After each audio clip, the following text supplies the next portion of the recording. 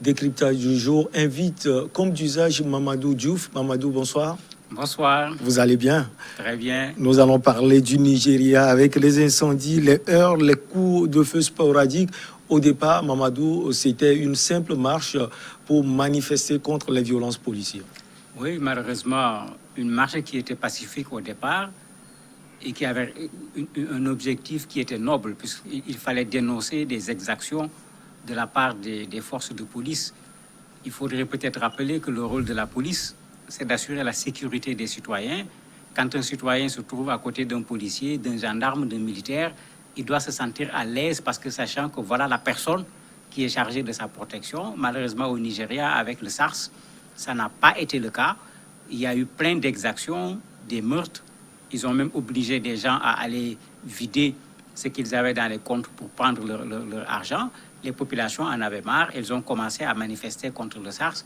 Mais de plus en plus, finalement, ça dépasse carrément la manifestation contre le SARS, puisque le SARS a été dissous et les manifestations continuent de plus belle. Mamadou, qu'est-ce qui peut expliquer cela? Ça veut dire que la société nigériane est aussi divisée? Pas seulement la division, c'est le ras-le-bol. Parce qu'en fait, pendant un temps, la manifestation était axée sur cette force spéciale. Mais au Nigeria, ce n'est pas cette force spéciale seulement qui faisait des exactions, c'est la force qui en faisait le plus. Du SARS, la manifestation est allée sur la police de façon générale. C'est pourquoi quand le SARS a été dissous, au lieu que les manifestations ne s'arrêtent, les manifestations ont continué et les manifestants se sont mis à demander une réforme de la police de façon générale. Il y a même certains des manifestants qui disaient voilà ce que doit être un policier s'il n'est pas capable de saluer correctement un citoyen et de lui parler de façon sereine, celui-là ne peut pas être policier, pour montrer un peu quelle était la situation au niveau du Nigeria. Actuellement, les revendications vont plus loin, parce que les revendications posent un problème de bonne gouvernance maintenant. Effectivement. On n'est plus sur la question du SARS, on n'est plus sur la réforme de la police, on est sur une revendication beaucoup plus globale qui, en partie, est en train de remettre en cause le gouvernement du président Buhari. Et on voit que la police est sortie. On manifestait contre la violence. Mardi, il y a eu 12 morts. Le fait qu'il y ait eu 12 morts a fait sortir davantage les populations dans la rue. Et on a vu le résultat. C'est des saccages, c'est des incendies un peu partout. La presse nigériane dit qu'on n'a pas connu de manifestations de ce genre au Nigeria depuis au moins 20 ans. Et ce qui irrite plus, c'est la sortie du président Mamadou Buhari, qui n'a pas eu à dénoncer ces genres de choses. Oui, le président est sorti pour se défendre, pour défendre ceux qui le défendent. C'était très compliqué. N'est-ce pas que ceux qu'ils doivent défendre normalement, c'est la population? Et les policiers aussi. Parce qu'il ne faut pas oublier que les policiers font partie de la population. Ouais. C'est vrai que j'aurais été à sa place, j'aurais pris une autre posture. Il est réel qu'à un certain moment, l'attitude des manifestants commençait à poser problème. Quand les manifestants ont décidé de s'établir au niveau des points de péage, mais ça posait un énorme problème parce que, j'allais dire, le poumon économique se trouve après le point de péage. Quand vous bloquez le point de péage, vous bloquez l'économie du pays. Et les manifestants savaient parfaitement ce qu'ils faisaient en bloquant ces points de péage. Ça, l'État ne pouvait pas laisser continuer pendant un temps très long à cause des conséquences que cela pouvait avoir sur le plan économique. Il est vrai que aussi, quand il y a ce genre de manifestation, malheureusement, partout dans le monde, vous avez ce qu'on appelle des casseurs qui viennent se mêler à une manifestation qui, au départ, était une manifestation pacifique, qui provoque, qui casse, et finalement, vous avez une réponse des policiers qui peut être justifiée parce qu'ils sont là également pour faire du maintien de l'ordre. Et après, bien sûr, c'est la confusion. Parce qu'après la provocation, c'est la confusion. On ne sait plus qui est qui, ni au niveau des policiers, ni au niveau des populations. Donc le président aurait dû faire ce travail, faire la part des choses, dénoncer les exagérations au niveau de la police, c'est son rôle, dénoncer les exagérations au niveau des populations. On aurait senti le président de tous les Nigériens, aussi bien les forces de l'ordre que les populations, mais dans son attitude, les populations ont eu l'impression que le président n'a pas voulu les protéger. Et aujourd'hui, vous l'avez déjà dit, ça pose une question de gouvernance et les populations vont très loin. Est-ce que vous pensez que véritablement cette situation ne risque pas d'emporter le président Mamadou Buhari? Ça dépend de comment ça va continuer. Il ne faut pas qu'on oublie que c'était Lagos d'abord, Abuja ensuite. Aujourd'hui, c'est un peu partout.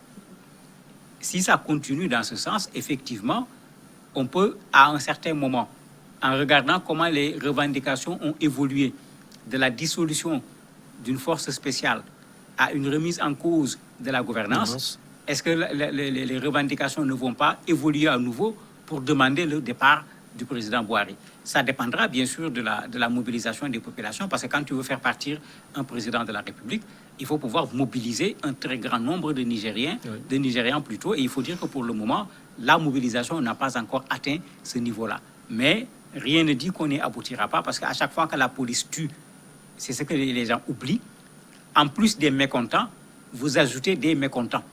Puisque dans le principe, tout le monde est d'accord, le rôle de la police, ce n'est pas de tuer les citoyens, le rôle de la police, c'est de protéger les citoyens. Maintenant, l'État qui laisse sa police tuer les citoyens, puisqu'on considère que le policier, c'est le bras armé, on va chercher le premier responsable, et en ce moment, c'est le président de la République qui sera visé. Qu'est-ce qui fait que la police pose ces genres d'actes? Parce qu'en réalité, comme vous l'avez dit, la police doit protéger les populations. On a l'impression qu'ils ne sont pas inquiétés, et donc c'est pourquoi ils continuent. En fait, au Nigeria, vous avez un pays où la violence, malheureusement, est de règle. Ce n'est pas au niveau de la police. Oui. Et bien sûr, l'attitude de la police ne peut pas se justifier parce qu'il y a de la violence. Quand on doit arrêter une personne, même si c'est un voleur qu'on a pris la main dans le sac, il y a des règles. Même un voleur a des droits. Et quand on l'arrête, il faut respecter ses droits. Et c'est ça le rôle de la police. Il arrive parfois que ces forces de l'ordre en aient un peu marre également de la situation qui se trouve en face d'eux et qu'ils veuillent montrer leur force pour, comme ils disent, que la peur change de camp. Et souvent, quand ils essayent de le faire, on n'est plus dans une police qui respecte la loi, alors que c'est la police qui doit faire respecter la loi. On est en face d'une police qui devient hors la loi. Ça amène des bavures, comme on l'a vu dans bien des pays. Parfois même, ça devient pire, parce qu'on ne parle plus de bavure quand on a tué plus de 30 personnes, parce que le président Bouhari parle actuellement d'au moins 69 personnes qui ont été tuées depuis le début des manifestations jusqu'à aujourd'hui, y compris, bien sûr, des policiers, parce que ce n'est pas les civils seulement qui ont été tués. En ce moment, il y a un sérieux problème qui se pose. Il faut pouvoir arrêter. Je crois qu'il l'a compris en rencontrant les anciens présidents et autres. Oui. Il est plutôt actuellement dans le sens de l'apaisement. Il n'est plus dans le sens de son premier discours parce qu'il se rend compte que lui-même, il peut risquer gros si ces manifestations se poursuivaient. Le président, lui, il a fait un pas vers l'apaisement. Selon vous, à quel niveau doit se situer le consensus entre l'exécutif et puis les manifestants? Il va devenir difficile parce qu'il y a mort d'homme. C'est-à-dire, on dit toujours telle personne est radicale, telle personne est... De façon générale, vous n'avez aucune personne qui commence son action par la radicalisation. Comme le disent les sociologues, la radicalisation c'est un processus. Voilà. Quand on regarde les manifestations de départ et les manifestations d'aujourd'hui, on voit que les données ont complètement changé. Je ne sais pas si vous avez vu les vidéos qui circulent en termes de violence de la part des manifestants qui brûlent du tout des magasins, etc. Ça n'a plus rien à voir avec les manifestations au départ où les gens avaient leurs drapeaux, ils avaient leurs pancartes, ils chantaient, etc. Mais ce processus de radicalisation, si vous regardez, il suit le nombre de victimes pendant les manifestations. Mais si on veut, à la limite, arrêter ce processus, la première chose, il faut qu'on arrête de tirer sur les populations. Pour qu'au moins, on n'ait plus d'arguments pour dire, comme vous tirez sur nous, vous ne respectez pas la loi, nous également, nous n'allons pas respecter la loi. La deuxième chose, il y a des revendications qui étaient posées à côté de la dissolution du SARS. Il y a des manifestations qui avaient été emprisonnées. Les populations demandaient à ce que les manifestants-là soient libérés. Les populations demandaient à ce qu'il y ait une commission d'enquête indépendante pour qu'on attrape ceux parmi cette force spéciale qui ont tué, qui ont pris l'argent des gens, qui ont violenté des gens gratuitement. Mais si on veut que les manifestations s'apaisent, il faut que les manifestants voient au moins l'État du Nigeria aller dans ce sens. Et malheureusement, le discours du président n'était pas du tout allé dans ce sens. C'est comme si lui-même, sans s'en rendre compte, il a jeté de l'huile sur le feu. Mamadou Diouf, on sait que le président est arrivé avec, entre griffes, ce signe de balai, où il dit qu'il va balayer la maison après un premier mandat et un deuxième en cours. Vous pensez véritablement qu'il a fait quelque chose pour le Nigeria? Oui, on peut dire que le président Bouhari a fait quelque chose pour le Nigeria. Si on prend, quand il arrivait, il y avait la question de Boko Haram qui était vraiment non plus un problème pour le Nigeria, mais un problème pour tout le monde, puisque personne ne comprenait comment le Nigeria, qui va aider au maintien de l'ordre dans d'autres pays, n'était pas capable au moins d'endiguer ce phénomène. Il a fait quelque chose sur ce plan. Sur le plan économique, on a vu, à un certain moment, le Nigeria est passé devant l'Afrique du Sud. Mais il avait raison avec son balai, parce qu'autant le Nigeria est un géant d'un point de vue économique, autant le Nigeria est un pays à paradoxe. Producteur de pétrole, absence de carburant dans les stations d'essence. Producteur de pétrole, difficulté pour avoir de l'électricité. C'est paradoxal. Parfois, effectivement. Donc c'est vrai qu'il y a quelque chose qu'il a fait. Mais au niveau des populations, il y a encore un certain nombre de problèmes qui n'ont pas été résolus.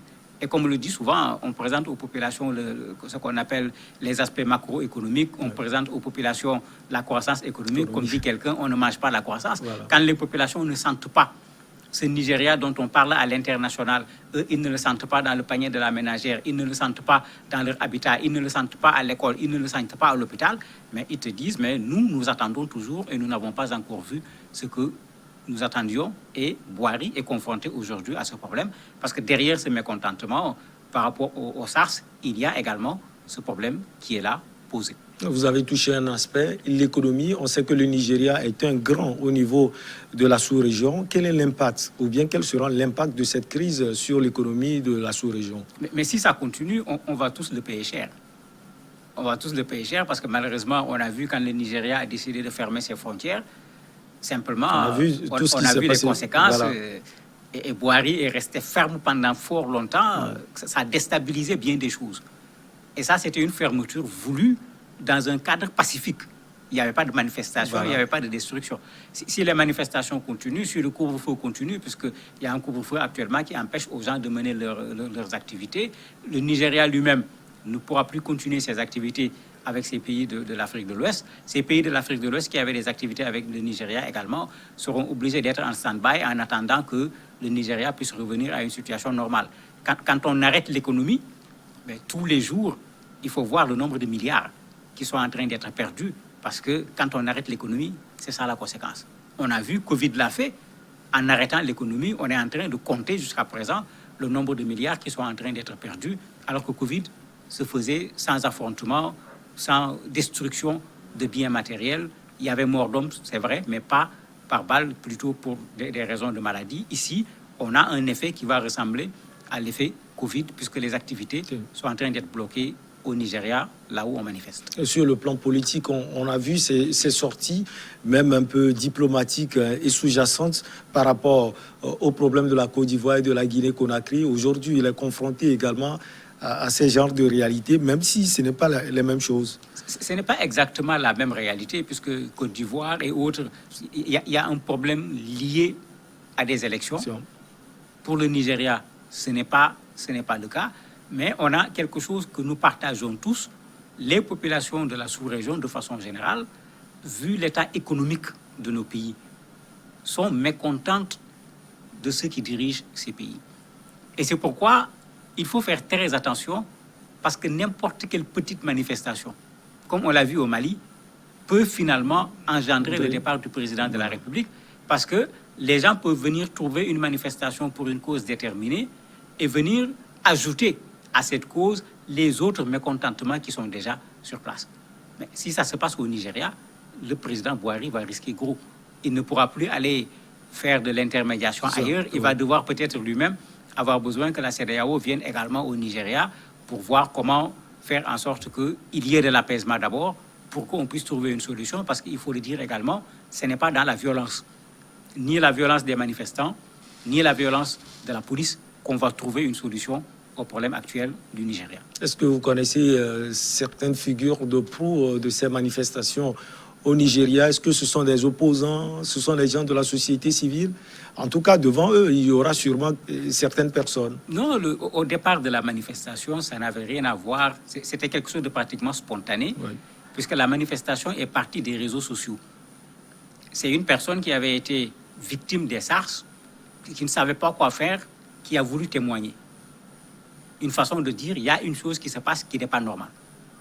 Il a balancé son témoignage, d'autres se sont mis à balancer leurs témoignages. Donc lui qui pensait être seul dans sa situation et qui voulait se plaindre, il s'est trouvé qu'il y a plein de personnes qui étaient dans la même situation. Et finalement, les gens se sont dit non, il faut que ça s'arrête. Donc ces partis, non pas d'un parti politique, d'une organisation quelconque, c'est une manifestation des populations, ce qu'on appelle une manifestation citoyenne de façon générale. Et il est beaucoup plus compliqué de trouver une solution à une manifestation citoyenne que de trouver une solution à une manifestation politique. Ouais. Vous appelez le parti qui est concerné, ici, s'il faut appeler, qui faut appeler?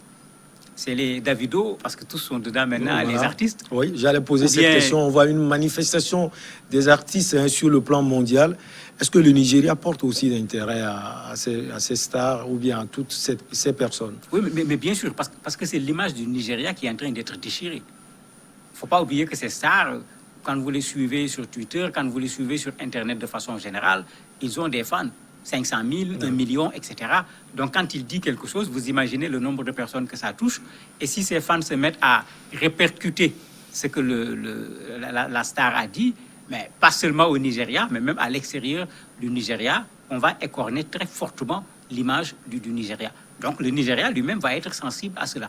Maintenant, le problème, est-ce que ces artistes sont les personnes les plus indiquées pour venir discuter de bonne gouvernance, pour venir discuter de police et pour régler cette question? C'est aussi une question. C'est toute la difficulté maintenant des manifestations quand elles sont plus ou moins spontanées.